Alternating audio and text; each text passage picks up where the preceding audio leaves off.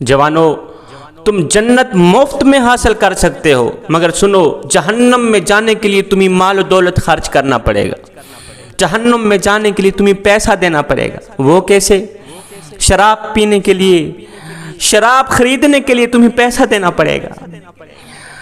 کنجری اور طوائف کو گھر میں بلا کر اپنی نفسانی خواہشات پوری کرانے کے لیے تمہیں پیسہ دینا پڑے گا۔ نشہ آور چیز خریدنے کے لیے تمہیں پیسہ دینا پڑے گا۔ کسی غریب کی زمین پر نہ حق قبضہ کرنے کے لیے سالہ سال عدالتوں میں دھکے کھانے پڑیں گے، پیسہ دینا پڑے گا، وکیلوں کو پیسہ دینا پڑے گا، سالہ سال دھکے کھانے پڑیں گے، جھوٹی قسمیں لینے کے لیے لوگوں کو پیسہ دینا پڑے گا۔ مگر سنو، جنت میں جانے کے لیے تمہیں کوئی پیسہ نہیں دینا پڑے گا۔ وہ کیوں؟ اس لیے کہ نماز پڑھنے کا کوئی پیسہ نہیں، نماز پڑھنے کے لیے کوئی مال نہیں دینا پڑتا، کوئی پیسہ نہیں دینا پڑتا، روزہ رکھنے کے لیے کوئی پیسہ نہیں دینا پڑتا، رات کے دوسرے پہر تہجد کے وقت اٹھ کر اللہ کے حضور جھک کر آنکھوں سے آنسو بہانے کا کوئی پیسہ نہیں دینا پڑتا، کوئی مال خرچ نہیں کرنا پڑتا، حق سچ بولنے کے لیے کوئی پیسہ نہیں دینا پڑتا، اللہ کے حضور توبہ کے لیے کوئی پیسہ نہیں دینا پڑتا۔ اب فیصلہ خود کر لو، روپیہ مال دولت خرچ کر کے جہنم خریدنا چاہتے ہو یا جنت حاصل کرنا چاہتے ہو جو مفت میں ملتی ہے؟ خدا را یہ زندگی کے لمحے تمہارے لیے غنیمت ہیں۔ دنیا کا جو دن بھی آتا ہے لوگوں سے کلام کرتا ہے، لوگوں میں نیا دن ہوں، مجھ میں نیک اعمال کرو، اچھے کام کرو تاکہ قیامت کے دن میں تمہاری گواہی دے سکوں۔ 12 گھنٹے کا مہمان جب رخصت ہوتا ہے، 12 گھنٹے کا دن تمہارا مہمان جب رخصت ہوتا ہے، یا تو تعریف کر کے نکلتا ہے یا تو برائی کر کے نکلتا ہے۔ میرے نبی نے فرمایا تمہارا دن تمہارا مہمان ہے، اپنے دن سے اپنے مہمان سے اچھا سلوک کرنا تاکہ رخصت کے وقت وہ تمہاری تعریف بیان کرے، وہ تعریف کرتا نکلے۔ یہ زندگی کے لمحے تمہارے لیے غنیمت ہیں، انہی لمحوں میں توبہ کر لو، اللہ کے حضور جھک جاؤ، بچھ جاؤ، کٹ جاؤ، گناہ نہ کرنا، اللہ کو ناراض نہ کرنا۔ وہ ایک قصاب تھا، وہ اپنے محلے کی ایک لونڈی پر فریفتہ ہو گیا، اس کے حسن پر قربان ہو بیٹھا، اس کے پاس گیا، کہا کہ تیرا حسن مجھے بھا گیا ہے، میں تجھ سے محبت کر بیٹھا ہوں، تجھ سے عشق کر بیٹھا ہوں، نوبت یہاں تک آن پہنچی ہے کہ میں تجھ سے اپنی خواہش پوری کرنا چاہتا ہوں۔ جب اس نے خواہش کا کہا نا، جب اس نے کہا میں تجھے حاصل کرنا چاہتا ہوں، تو اس لونڈی کی چیخ نکل گئی، رو کر کہنے لگی، او نادان، صرف تو مجھ سے محبت نہیں کرتا، میں بھی تجھ سے محبت کرتی ہوں، لیکن کیا کروں، مجھے اللہ کے عذاب سے ڈر لگتا ہے، اللہ دیکھ رہا ہے۔ اس کی چیخ نکل گئی، دنیا میں گناہ کریں گے، مرنے کے بعد اللہ کو کیا منہ دکھائیں گے؟ اللہ نہیں فرمائے گا او نادانو، میں نے تمہیں حضرت انسان بنا کر دنیا میں بھیجا تھا، تم تو کیڑوں سے بھی بدتر نکلے، اس دن کیا منہ دکھائیں گے اللہ کو؟ اے میاں نوجوان، شرم کر، اللہ کے عذاب سے ڈر۔ اس قصاب نے کہا تو لونڈی ہے، عورت ہو کے اتنا ڈر رہی ہے، اور میں بندہ ہو کے اللہ کے حضور کیوں نہ ڈروں، میں بندہ ہو کر اللہ کے عذاب سے کیوں نہ ڈروں؟ فوراً اس نے پکی توبہ کی، مالک آئندہ کوئی گناہ نہیں کروں، گناہ کرنا تو رہی دور کی بات، گناہ کا ارادہ تک نہیں کروں۔ اس کے بعد یہ قصاب کہیں لمبے سفر پر جا رہا تھا، کڑکتی دھوپ ہے، تتی ریت ہے، اس کو پیاس نے ستایا، اتنا پیاس لگی کہ اس کا گلا خشک ہو گیا، پانی کر رہا تھا۔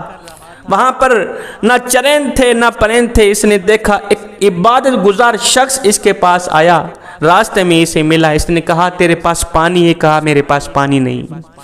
وہ عبادت گزار جس نے 40 سال مسلسل عبادت کی تھی، اس نے کہا پھر آؤ دعا کرتے ہیں، اللہ تعالیٰ ہمارے اوپر ایک بادل ڈال دے، بادل کی ڈیوٹی لگا دے، وہ ہم پر سایہ کرے تاکہ ہم بستی تک بآسانی پہنچ جائیں۔ کڑکتی دھوپ ہے، تتی ریت ہے، گلا خشک ہو گیا ہے۔ تو اس قصاب نے کہا میں تو گنہگار سا ہوں، میں نے زندگی میں ایک نیک عمل بھی نہیں کیا، آپ عبادت گزار ہیں، آپ دعا کریں، میں آمین کہتا ہوں۔ عبادت گزار نے دعا کی، قصاب نے آمین کہا۔ آمین کہا ہی تھا کہ اوپر سے ایک بادل بن گیا، بادل سا چھا گیا۔ اب جہاں سے یہ دونوں جاتے بادل بھی وہیں جاتا، بستی کے قریب پہنچے ہی تھے۔ اب وہاں پر ایک راستہ تھا، دونوں نے الگ الگ ہونا تھا، الگ الگ راستہ اختیار کرنا تھا۔ اب عبادت گزار اس سائیڈ پہ چل پڑا، قصاب اس سائیڈ پہ چل پڑا۔ حیران کن بات یہ تھی جہاں پہ قصاب گیا بادل بھی وہیں چلا گیا۔ عبادت گزار نے دیکھا میں نے 40 سال عبادت کی ہے، بادل میری طرف کیوں نہیں آیا؟ دوڑ پڑا قصاب کے پاس، مجھے بتا تو نے کون سا ایسا عمل کیا ہے اللہ کے حضور وہ عمل قبول ہوا کہ اللہ تعالی نے بادل کو تیری طرف بھیج دیا؟ تو نے کہا تو صرف آمین تھا۔ پھر قصاب نے پچھلا سارا واقعہ بیان کیا، پچھلی ساری کہانی بیان کی، توبہ والا واقعہ بیان کیا۔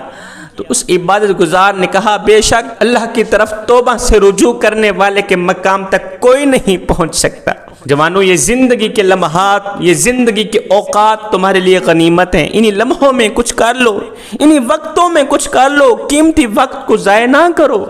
ایک حکیم صاحب نے اپنے دوستوں سے کہا کہ بتاؤ دنیا میں سب سے زیادہ قیمتی چیز کون سی ہے؟ کسی نے کہا جی مال قیمتی، کسی نے کہا جی اولاد قیمتی، کسی نے کہا دولت قیمتی، کسی نے کہا مال، کسی نے کہا سونا چاندی جواہرات۔ حکیم صاحب نے ان تمام کے جواب کو رد کر کے از خود جواب دیا، کہا او نادانو، دنیا میں سب سے زیادہ قیمتی چیز تمہارا وقت ہے، سب سے زیادہ قیمتی چیز تمہارا وقت ہے، اپنے وقت کو برباد مت کرو۔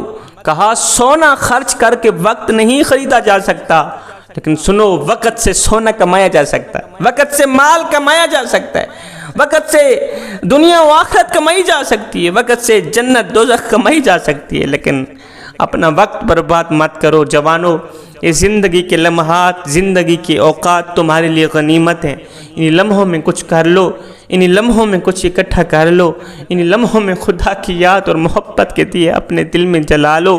معلوم نہیں پھر فرصت ملے نہ ملے، معلوم نہیں پھر یہ زندگی کے لمحے ملے نہ ملے۔ حضرت سیدنا علی المرتضیٰ شیر خدا کرم اللہ وجہ الکریم نے فرمایا جو شخص موت کو کثرت سے یاد کرتا ہے اللہ تعالیٰ کی طرف سے اسے 3 انعامات سے نوازا جاتا ہے۔ پوچھا گیا حضرت وہ 3 انعامات کون کون سے ہیں؟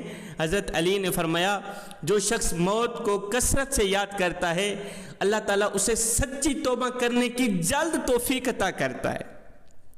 نمبر 2، اللہ تعالیٰ اس کے دل سے تکبر کو ختم کر دیتا ہے، غرور کو ختم کر دیتا ہے۔ نمبر 3، اللہ تعالیٰ اس کے دل میں عبادت الہی کا شوق پیدا کر دیتا ہے، اسے سجدوں کی توفیق دیتا ہے۔ اللہ تعالیٰ اس پہ اتنا راضی ہوتا ہے، حضرت علی فرماتے ہیں اللہ تعالیٰ جس شخص پہ راضی ہوتا ہے، راضی ہونے کا مطلب یہ نہیں کہ اللہ تعالیٰ اسے دولت دے دے، اللہ تعالیٰ اسے مال دے دے، اللہ تعالیٰ اسے امیری دے دے، اللہ تعالیٰ اسے نام دے دے، شہرت دے دے، نانا اللہ تعالیٰ جس بندے پہ راضی ہوتا ہے سب سے پہلے اللہ تعالیٰ اسے سجدوں کی توفیق عطا کر دیتا ہے۔